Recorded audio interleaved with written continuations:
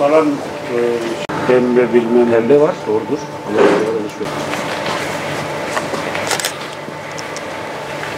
Maho, bak görüyor musun? Salkım desteği. İşi profesyonel yapıyoruz. Salkım destekli. Düşmek değil, biz kendimiz kesiyoruz. Düşmüyor.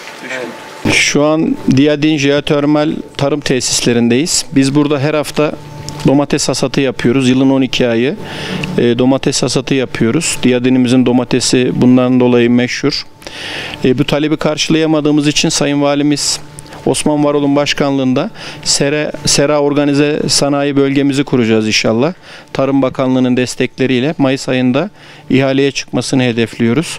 Burada 1300 dönüm arazi üzerinde 33 sera yapmayı hedefliyoruz. 760 bin metrekare alana yapacağız inşallah seramızı. 800 diyadinli insanımıza burada istihdam sağlayacağız. Bu organize sanayi bölgemizin hayata geçmesiyle burası tam bir üretim üssü haline gelecek. Biz Menemen'in soğansızı, Diyadin'in domatesi makbuldür diyoruz.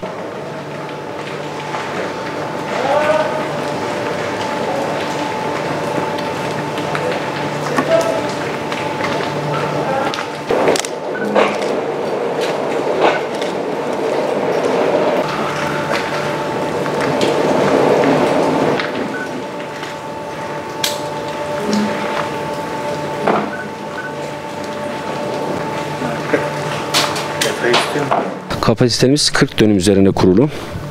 12 ay boyunca üretim yapıyoruz. Bu yaptığımız üretimleri haftalık toplayarak Türkiye sınırları içerisindeki diğer illere sevkiyatlarımızı yapıyoruz. Ankara, İzmir, İstanbul, Antalya, Mersin. Personel sayımız 40 kişi. Sabit olarak 40 kişi devam ediyoruz.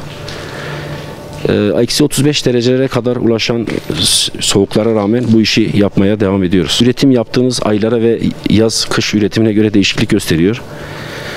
Yazın 1500-1600 ton civarına çıkarken kış aylarında işte güneşin biraz daha az olmasından dolayı tonaj düşüklüğü yaşanıyor. 1100-1150 civarı oluyor.